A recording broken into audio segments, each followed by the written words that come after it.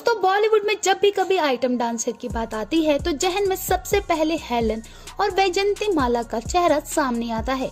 मगर हेलन और वैजयंती माला से भी पहले एक आइटम डांसर थी।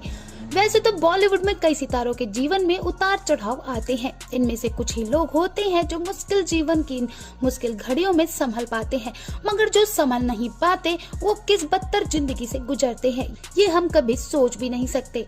आज हम आपको ऐसी ही एक कलाकारा के बारे में बताने जा रहे हैं जिन्होंने अपने जीवन में खूब शोहरत देखी, मगर आखिरी वक्त में उन्हें खाना तक नसीब नहीं हुआ। साल 1928 में एक एंग्लो परिवार में जन्मी कुक्कू मोरे 40 और 50 के दशक में हिंदी फिल्म जगत का एक असामान्य नाम होने की वजह से रबड़ गर्ल के नाम से जानी जाती थी। आपको ये जानकर हैरानी होगी कि उस जमाने में कुक्कू एक गाने के लिए 6000 रुपए लिया करती थी, जो उस समय काफी ज्यादा हुआ करते थे।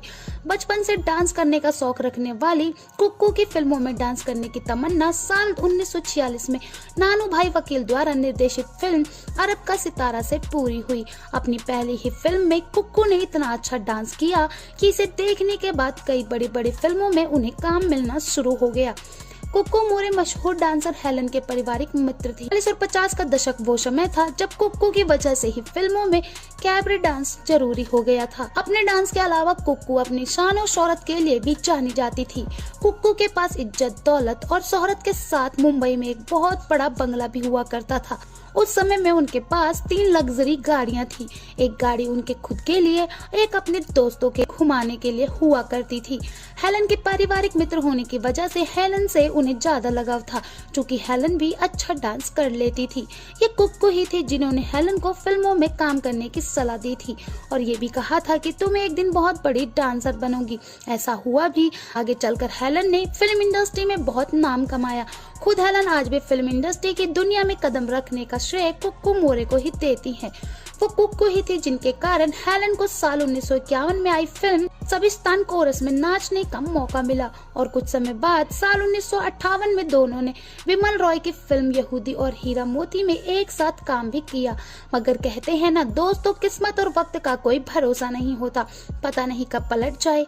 कुक्कू के साथ भी कुछ ऐसा ही हुआ। कहा जाता है कि आयकर का उल्लंघन करने की वजह से उनकी सारी संपत्ति जब्त कर ली गई। देखते ही देखते सब कुछ खत्म हो गया।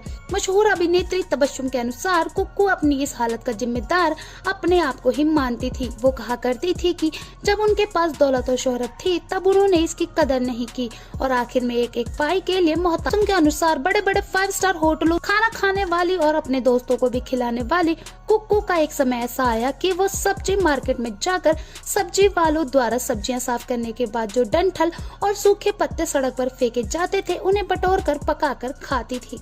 आखिर दिनों में कुक्कू बहुत बीमार हो गई थी। उन्हें कैंसर ने गिरफ्त कर लिया था। मगर अफसोस की बात यह है कि जीवन की इस मुश्किल घड़ियों में भी उनके साथ ना कोई रहने वाला था और ना साथ देने जिस निर्देशक से वो प्यार करती थी ने भी इन्हें नहीं अपनाया। आखिर वक्त में ऐसा हो गया कि इंडस्ट्री ने कुक्कू को गुमनामी में ही छोड़ दिया। उनके पास दवाई खरीदने तक के भी पैसे नहीं थे, जिसकी वजह से वो अपना इलाज भी नहीं करा पाए।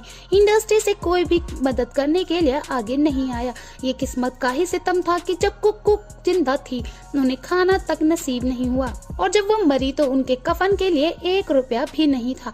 आखिरकार 30 सितंबर 1981 में कुक्कू ने इस दुनिया को अलविदा कह दिया। तो दोस्तों, अगर आपको हमारी यह जानकारी अच्छी लगी हो तो प्लीज इसे लाइक, सब्सक्राइब और दोस्तों के साथ शेयर करना बिल्कुल ना भूले। साथ ही अपनी प्रतिक्रियाएं देना बिल्कुल ना भूले। Bye bye.